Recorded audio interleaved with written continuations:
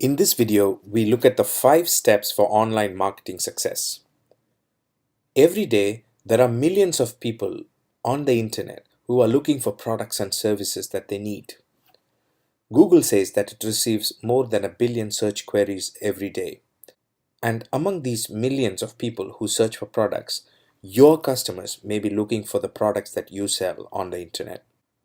So, how do you market your business and your products to these online customers? That is the content of our discussion today. The 5 steps for online marketing success. The 5 essential steps that we are going to discuss are: first is how to be visible to these customers who are searching for your products on the internet. We are also going to look at how to add value to these customers. Once they find you on the internet, how can you as a business add value to them? We're also going to look at how to engage with your customers on the internet. Once your customers are engaged, how do you facilitate the buying decision that they make? We will also look at nurturing advocacy and reference, creating brand ambassadors for your business. Let's go into each of these elements in detail. The first step is to be visible. Creating visibility for your business and for your products is an important first step of online marketing success. There are 3 foundational steps for creating visibility in the online space. The first is to know the keywords and key phrases that people will use on search engines to find your product. In most cases, the customer's online buying process starts with a search engine. The customers go to a search engine and they type a keyword or a key phrase or a sentence to find a particular product or service. As a business, it's important for you to know what keywords and phrases your customers are using to search for the product that you sell. How do you find that? There are many ways to find the right keywords, but the best place to start is by listing down the probable sentences and keywords that you think your customer is going to look for. The second foundational step is to know your target audience. Unless you know your target audience, you will not know who you have to make yourself visible to. Your strategy for visibility depends on your target audience. If you're selling to young people, then you may have to use a different type of channel, a different type of content. If you're selling to institutions, you may have to use a different type of social media, different type of website, and different content on all of them. So your target market really determines what kind of visibility strategy you're going to employ. Knowing your channels. Once you know your target audience, it helps you to identify the channels where they are going to be. When I say channels, these are online locations where you can find your customer. This could be specific websites, this could be specific blogs, this could be certain type of social media. So this could be any type of channel where you can find your prospective customer. Now that you've laid your foundation, how do you become visible to search engines? First is to optimize your website, your content, and your online channels for the keywords that you have already researched and prepared. This step is called search engine optimization. If you have an online marketing budget, you could also do online advertising with search engines like Google, Bing, and Yahoo. The next important step is called local search optimization. Today's search engines are very keen to improve the usability by displaying details of local businesses to people when they search for a product. For example, if you're searching for a t-shirt printing company in a particular location, the first few listings on search engines will be the companies which are located in and around the exact location of search. And rightly, search engines believe that this helps the customer to have a better search experience. So it's important for you as a business to optimize all your online channels for local search. Mobile optimization. According to a recent study, mobile searches could overtake desktop searches very soon.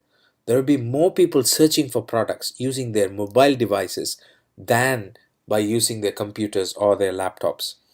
So it is important for you as a business to have your website and all your online presence completely mobile optimized. Social media plays a very important role in search engines today. With the recent changes to search engine algorithms, social media and content have taken a very important place in search engine optimization. So, a consistent and a value adding presence in social media is very important for online businesses today. Once your customers find you on the internet, how can you add value to them so that they will spend more time on your websites, your blogs, and your social media channels? The best way to add value to your customer is to empower and educate your customer. Today, customers are thirsty for knowledge, for research, for information about the products and services that they're buying. So, plan to educate your customer as much as you can. You can also add value to your customers by having good content on your online channels. There are three ways in which you can get access to good content. The first is to create the content yourself. Write blogs, write articles, you can write white papers about your business, and you can create this content yourself. You can also create images, you can also create videos, you can also create other type of content. So this will be original, fresh content that is created by you for your business. You can also get content by content curation. Curation is collecting content that is relevant to your business from sources other than your business.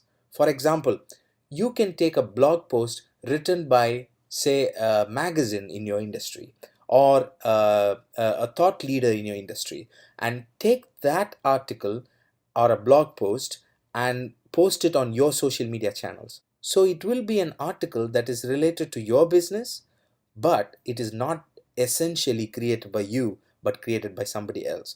This is called content curation. So you constantly look for content in your industry which will add value to your customers but not necessarily created by you, and collect these content, curate these content, and post them on your social media and other online channels. This will add value to your customers. You can also create content by content contribution. Contribution is a content created by people who are related to your business, like your customers. For example, your customers create reviews. Your vendors may write articles or blogs about you. These are content which are not created by you, but which are contributed to your business. You can also have co-authors for your blog, people who contribute to your content. So these are the three predominant ways in which you can access good content which adds value for your customer. Adding visual elements with written content becomes a very powerful strategy because visual content is one of the most shared content on the internet and in social media. Now that you added value to your customer, how do you engage with them in the online space? The online interaction with the customer is very different to your offline experience. In the offline experience, you have your customer standing in front of you or in front of your team or your sales team, and they are able to engage with the customer face to face. But in the online scenario, it's important for you to understand how the engagement works. To create good online engagement strategies, I always encourage our customers to imagine an offline engagement scenario. For example, if a customer is standing in front of you in your store, what are the questions that the customer will have in his or her mind about your products, about your business? Just imagine your website to be a store in the corner of a street, and imagine a customer standing in front of you. What are the questions the customer will ask you? The first question could be, what are the products that you have? So that is the first question you should try to address on your website by displaying the details of your products that you have. The second question may be, do you have any special promotions in your business? You can answer that question on the online space by having special promotions displayed in your banner and displayed in the various parts of your website and your blog and social media. So the best way to create effective engagement strategy for small businesses online is to learn from the offline engagements. Identify your points of engagement. Identify where your customers are interacting with you. Are your customers interacting with you on Facebook?